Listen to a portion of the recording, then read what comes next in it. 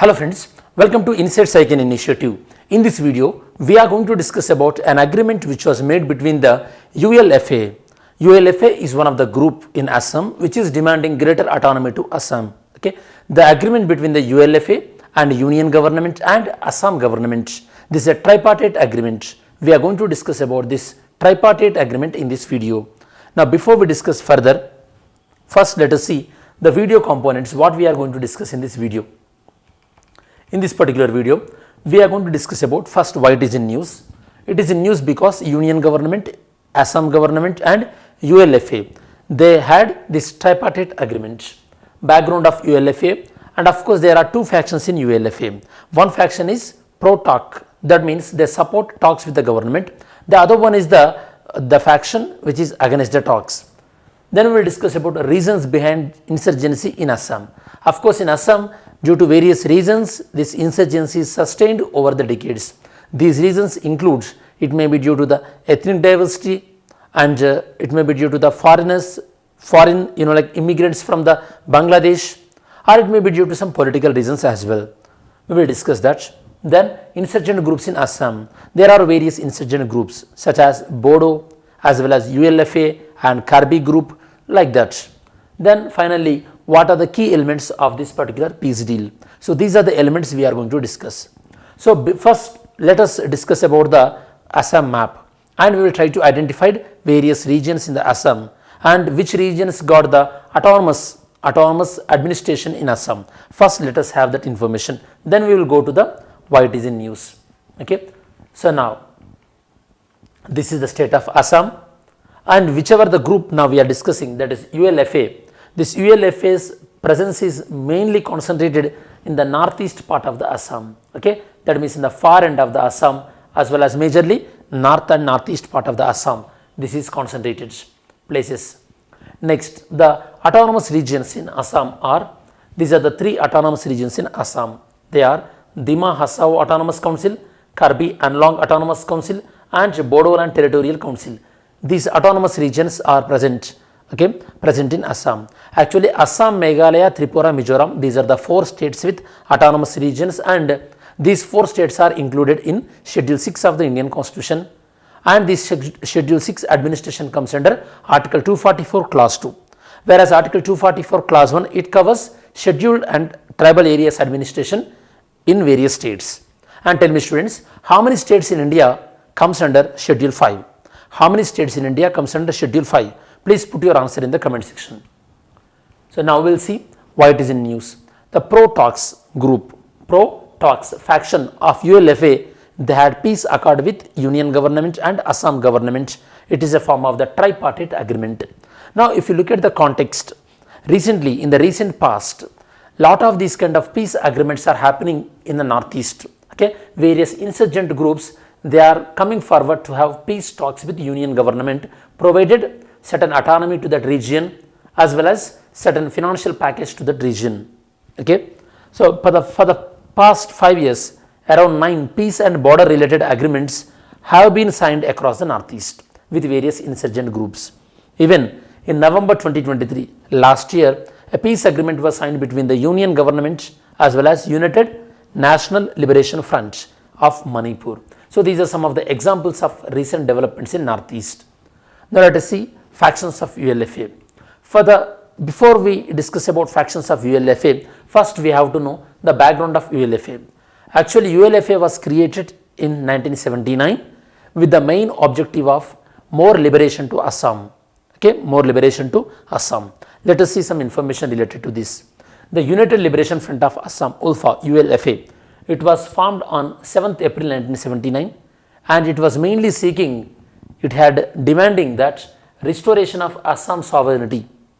And this ULFA, their main view is Assam, this you mean neglected because of in northeast region, and Assam resources were exploited, but Assam did not get the developmental attention from the Union government, as well as Assam autonomy being compromised, Assam identity being diluted, it was not respected by the Union government. That these are the main allegations of this group. What they are demanding? They are demanding that either the full independence or much greater autonomy for the state of Assam. In 1990s, their activities of violence increased. Because of that, then Union government declared this ULFA as anti-national organization, or in fact terrorist organization. Of course, this ULFA, it consists of two factions. One is pro-talks faction, the other one is a hardline faction. Pro-talks faction, they support talks with government and to settle talks, to settle difference of opinion with talks. Whereas the hardline faction, they completely oppose the any kind of talks with government. Of course, this pro-talks faction, it is led by Arabinda Rajkova. They joined peace talks with then Union government in 2011. Since then, peace talks were continuing and finally they were concluded now. Whereas the hardline faction of the ULFA headed by Paresh Barua, and he, according to the intelligence information, this person reportedly he lives along the Chinese-Myanmar border. There he was taking the refugee. So these are the various groups in ULFA. Next, what are the reasons for this kind of growing insurgency in Assam? The first reason is ethnic manifold. In Assam majorly consists of 15 major tribes and some 14 minor tribes in the other parts of the Assam. These 15 major tribes, they mainly located in this autonomous district council region. Just now I mentioned Assam consists of 3 autonomous district councils. In these 3 regions, these 15 major tribes are present. Out of all the major tribes in Assam, these are the very significant ones. Bodo, 35% of the state tribal population. In fact, they demanded for the Bodo land as well separate. Of course, Union government had Bodo talks previously, and the recent agreement with Bodo was also made, and government of India agreed to give more autonomy to the Bodo people. Then Mishing, they are not much into insurgency. Karbi, Raba, Sonowal Kachari, and Garo and Dimasa. Even Dimasa and Karbi, they involved in insurgency activities as well. Of these, the most sustained and continued demand was from Bodo people. They were demanding about the separate Bodo region in the form of the Bodo land. Next, immigration. After the 1971 Bangladesh liberation, during the Bangladesh liberation war, many non-Muslim Hindus as well as the Muslim Hindus, they started migrating towards Assam. Because of that, the tribal people in Assam, they developed a lot of apprehension because of this immigration, and they start demanding, they start asserting about their rights. Even that resulted to National Register for Citizenship as well as Citizenship Amendment Act as well in later decades, you know that. Next, political factors. Various movements which are demanding for the sub-regional identity also they also cause for the insurgency in Assam. For example, All Bodo Student Union, they stepped up and they started a movement in 1987. Since then, they are demanding for separate state of Bodo land. These are some of the political factors and the economic factors. As Assam is isolated geographically, Assam, these insurgency groups, they are under the impression that Union government is not allocating enough funds for the development of Assam, and the Assam region is keep on discriminated and exploited by the Union government. That is the reason in this ULFA Union government Assam tax, even Union Home Minister Amit Shah also announced that there is going to be a huge development package to Assam also going to be announced very soon. The insurgent groups in Assam. Just now, so far we discussed about reasons for the insurgency. Now, what are the major insurgency groups in Assam? Let us find out. The first one is United Liberation Front of Assam, ULFA. It was established in 1979 and it formed based on the ideology of Assamese nationalism. It pledged the liberation of Assam and establishment of Swadhin Assam, that means independent Assam, which comprising of the ethnic Assamese speaking people. This is their main demand. With this group only now Union government had an agreement. Next, Bodo movement in Assam. All Bodo Student Union, they formed in 1967, but they, after 1 decade or after certain years, their activities were in low limelight. But when Assam Accord was made in 1985, in opposing the Assam Accord, Bodo movement started in Assam. Soon they were backed up by the militia, and it led to the formation of National Democratic Front of Bodoland. After this, all Bodo Student Union, they back up by these Bodo armed groups. This led to the emergence of insurgency situations, and government made 3 accords with these Bodo people, these Bodo groups. They were 1993 one, 2003, and the recent one in the 2020. Based on these agreements, greater autonomy given to the Bodo people and Bodo regions. Karbi. There were 5 major militant groups of Karbi Anglong. These are the 5 groups. In 2021, a settlement was arrived between the union government and all these 5 groups regarding more autonomy to these regions. In return, they should not involving in any violent activities. Next, this final peace deal. This deal was made yesterday, December 29, and these are some of the significant features of this final peace deal. They are constitutional provisions for protecting indigenous communities. Wherever these indigenous communities are concentrated, they will be protected by the strict constitutional provisions. Then financial package for rehabilitation of militants.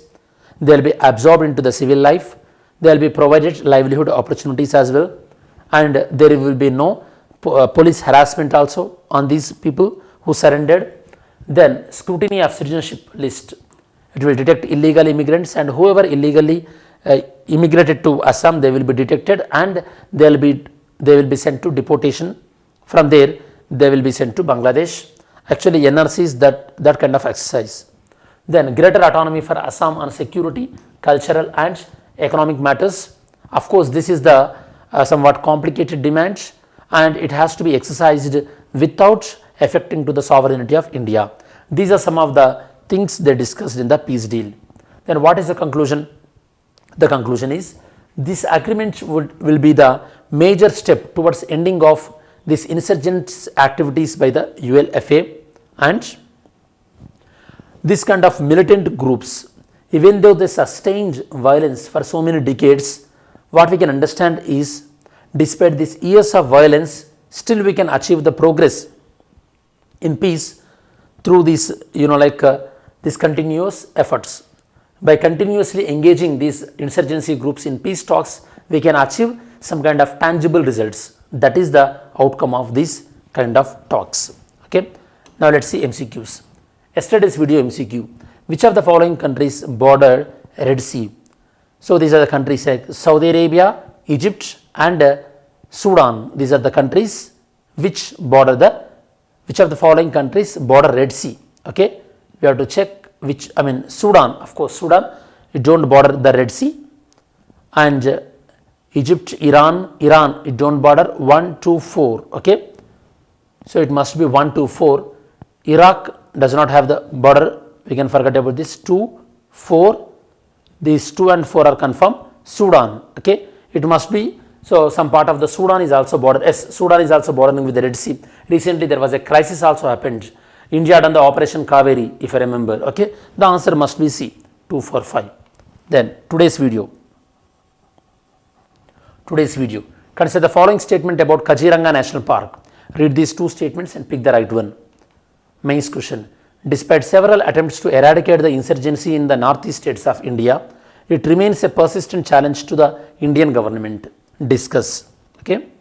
Now, as we reach to the end of this video, in this video, we discussed about the tripartite deal between the ULFA, Assam government and Union government, reasons for insurgency in Assam, the background of ULFA, various factions in ULFA, then, so what are the major insurgency groups in Assam, and what are the main features of this peace deal. So these are the ones we discussed in this video, and this is the detailed analysis regarding this tripartite peace deal. Thank you.